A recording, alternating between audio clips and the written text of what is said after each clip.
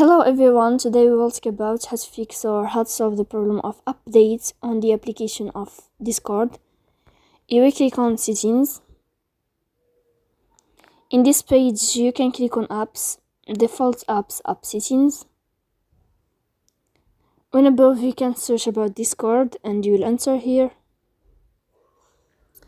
Then you can click on first stop and you can click OK.